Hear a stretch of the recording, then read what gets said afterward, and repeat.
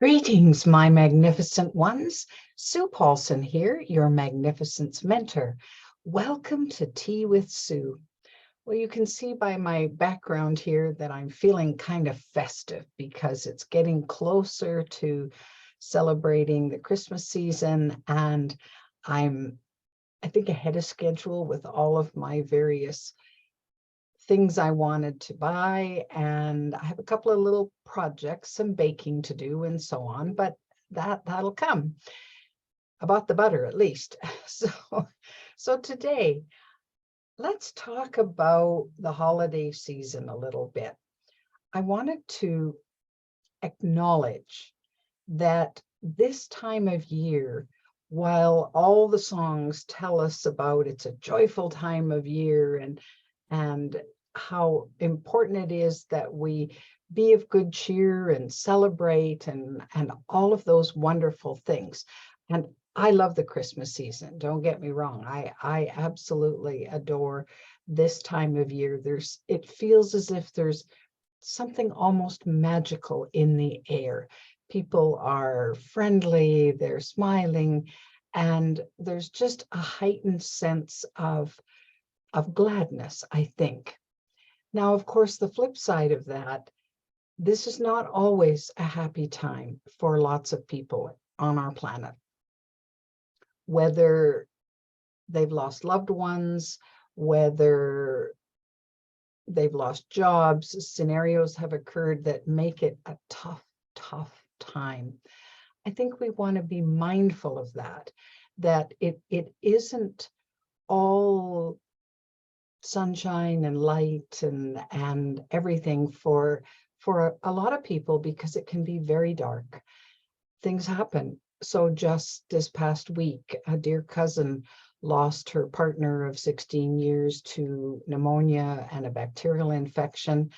So she's reeling a little bit from all of this. So when she came to visit her mom here, it was a little bit harder for her to put on a happy face and be cheerful based on what she had just been going through. I got word that a dear friend who lives in a city that I used to live in had passed as well. And so you know that it touches our hearts when we lose loved ones, and especially at this time of year when we want to be filled with joy and moving forward. So how do we deal then with the season when things are tough? I can remember some lean Christmases when I was newly married, didn't have a whole lot of money, so presents had to be either handmade or maybe it was just a handmade card that would be given simply because there wasn't the money to buy whatever it was that we thought we'd like to give. So, and I love to give. I love to give thoughtful gifts, and I don't go overboard. I doubt if I'll ever buy anybody a Ferrari for Christmas. Or even a microwave for that matter.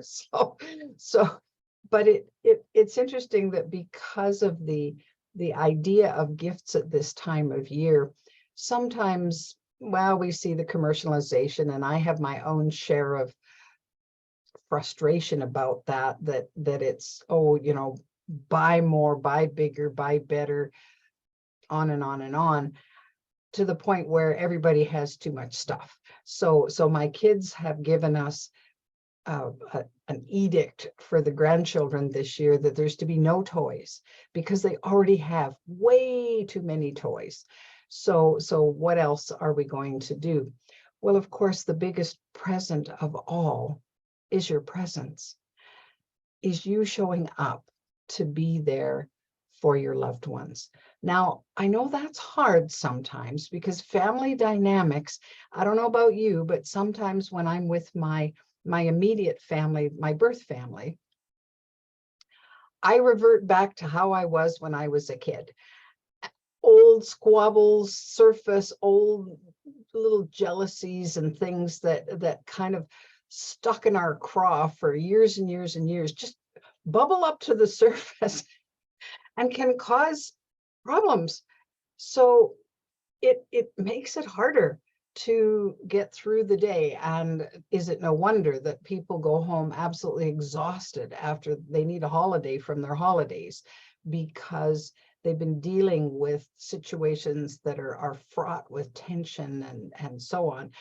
If you've been watching the Christmas movies like I have, it's right there in full force. And of course, I laughed out loud lots of times because I thought, oh yeah, that's happened in our family too. Or yeah, we have one of those people who's like that in our family. So, well, this is the time of not only giving, I think, but forgiving.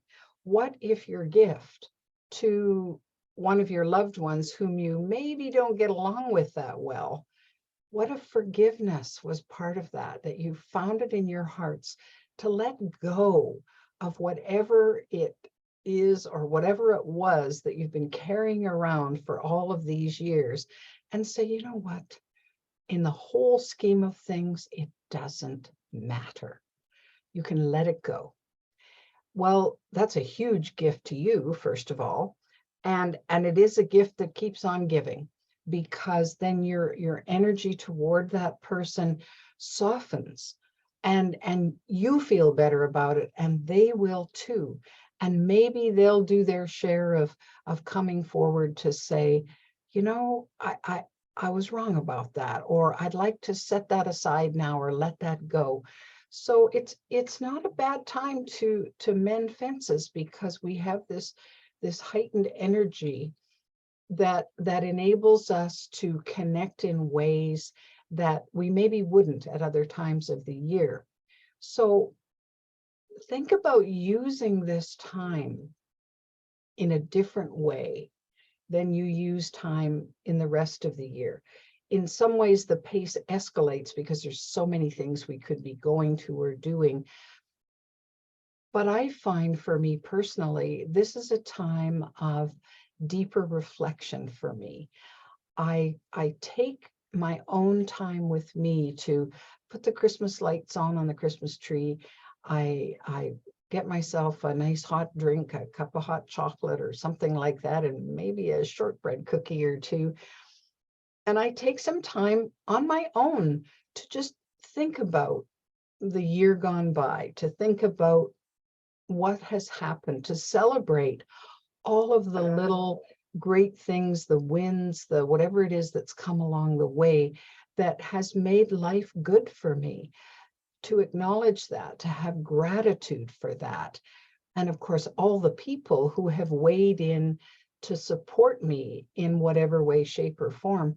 Well, when I do that, I discover that I am so blessed. Do I have as much as a whole bunch of other people do? No, but I have a lot more than most do. So I can't help but feel grateful that I am where I am, and I have the ability to give what I can. So this is a time of year, some people call it the time just before Christmas. Some of the churches will have a blue Christmas celebration. This is the time to acknowledge loved ones who have graced your presence in one way, shape, or form and are no longer here to celebrate with.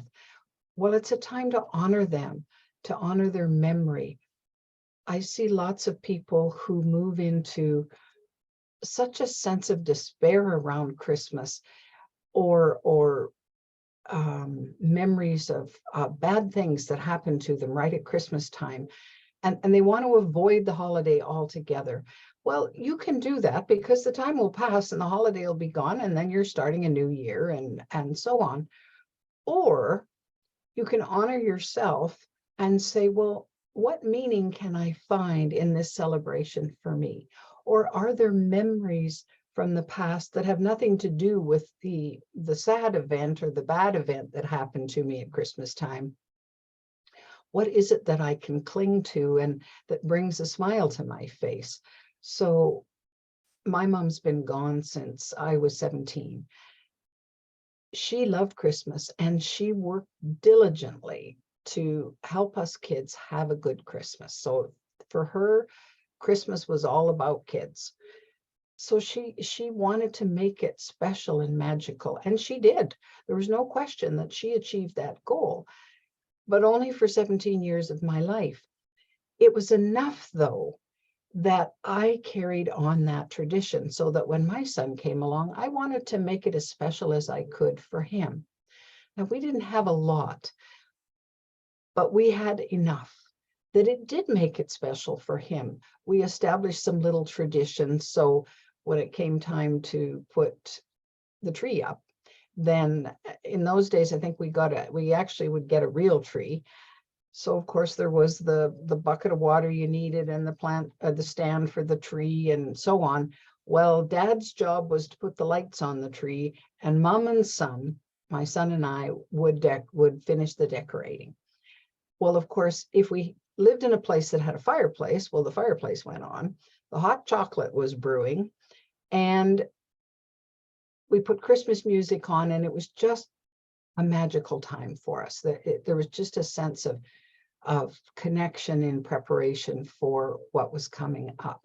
So I loved that, and that carried on for many years. And now I notice that when my son he carries on with that for his girls.